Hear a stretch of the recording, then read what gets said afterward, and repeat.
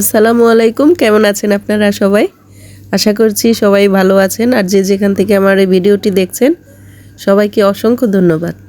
আজকের এই দিনটি আমার জন্য অনেক খুশির দিন আর সাথে কিছুটা টেনশনেরও। দীর্ঘ 10 বছর পর আমার মেয়ে কেয়া আজ এসএসসি পরীক্ষা দিতেছে 2026-এ।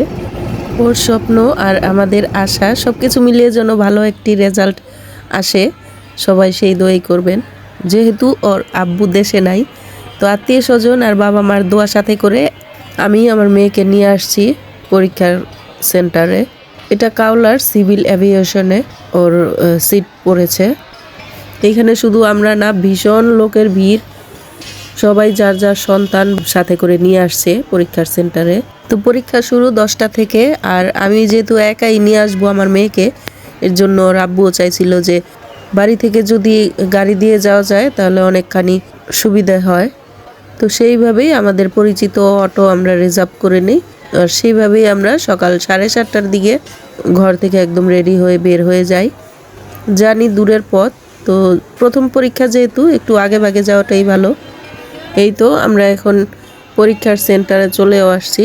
তো আজকে শুধু আমি একাই না, আমার সাথে সোয়া আর খুশবু, ওরা দুইজনই আসছে। বড় বোনের পরীক্ষা বলে কথা। ভিতরে ঢোকার অনেকখানি সময় বাকি, এর জন্য আমরা বসে আছি। তো কেয়া ওর বান্ধবীদের সাথে বসে আছে, শেষবারের মতো বইটা দেখে নিচ্ছে।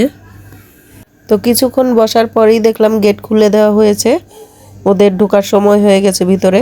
তো কেয়া ভিতরে চলে গেল।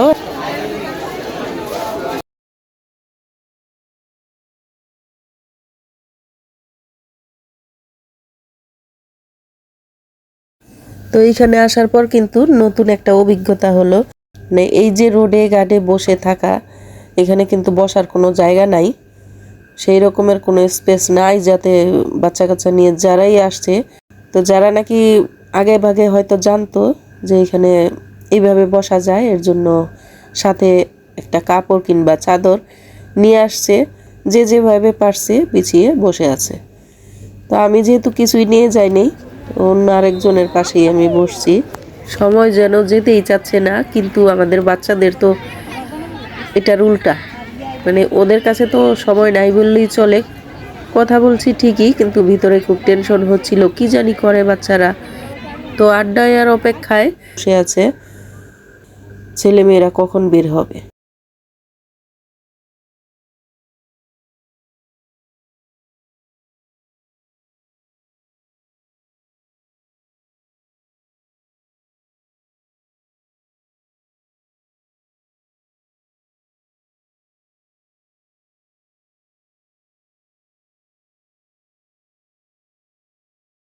আজকের এই দিনটি আমার জন্য অনেক অনেক একটা খুশির দিন। তো আলহামদুলিল্লাহ, সব অপেক্ষার পর এখন আমাদের বাচ্চারা একে একে বের হয়ে আসছে ভিতর থেকে। পরীক্ষা শেষ হয়ে গিয়েছে। আমি শুধু তাকিয়ে আছি যে আমার মেয়েটা কোথায়, ওকে তো দেখাই যাচ্ছে না। তো অনেক ভিড়ের মাঝখান থেকে বৃহস্পতিবারে বলছি এই এরিয়ার মধ্যে কেউ আসবেন না, এই এরিয়া আপনাদের কোনো কাজ নাই, আপনারা এসে পরিবেশ নষ্ট করবেন না আপনাদের বাচ্চাদের জন্য। আপনারা এখানে কথা বলেন, সাউন্ড করেন, পরে পরীক্ষা দেওয়ার সমস্যা হয়। সর্বনিম্ন যদি আপনাদের সন্তানের ভালো চান এখানে গিয়ে দাঁড়াবেন না, সামনে দিয়ে এই যে আবার সেই গাল সেই দেখতেই পাবো না, বাচ্চা তো দেখা যায় দাঁড়ালেও তো দেখা যায় বাচ্চারা কই যাইব, হাত দেখা দিতে পারবে, মাথার জন্য তো হাত দেখা যায়।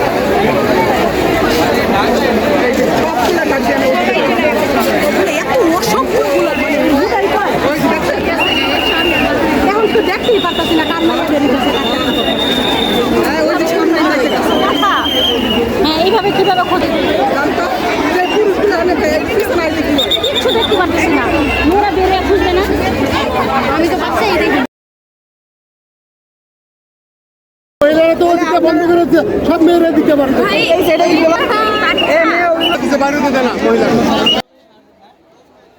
তো শেষ পর্যন্ত আমার মেয়েটা চলেই আসলো। যেহেতু প্রথম পরীক্ষা ছিল, ওর হাসি মুখটা দেখে আমি বুঝতে পারছি যে পরীক্ষা মোটামুটি ভালোই হয়েছে। তো আলহামদুলিল্লাহ, শুধু ভালোই হয় নাই, অনেক বেশি ভালো হয়েছে। এদিকে প্রচণ্ড গরম, তো আমি ওর জন্য একটা ডাব কিনে তারপর কেটে রাখছি যাতে ও বের হওয়ার সাথে সাথে ওকে দিতে পারি। আর ওকে তো আমি ডাব দিয়েছি, কিন্তু সে ডাবের পানি কিছুতেই সে গাড়িতে খাবে না। ও যেহেতু একটু কুতকুতে স্বভাবের, মানে বাইরের জিনিস তেমন একটা খেতে চায় না। এখন আমরা চলে আসছি বাড়ির কাছাকাছি। ইনশাল্লাহ আগামী পরীক্ষায় আবারও হয়তো আপনাদের সাথে এরকম কথা হবে। আমার মেয়ে যেন ভালোভাবে পরীক্ষাগুলো অ্যাটেন্ড করতে পারে।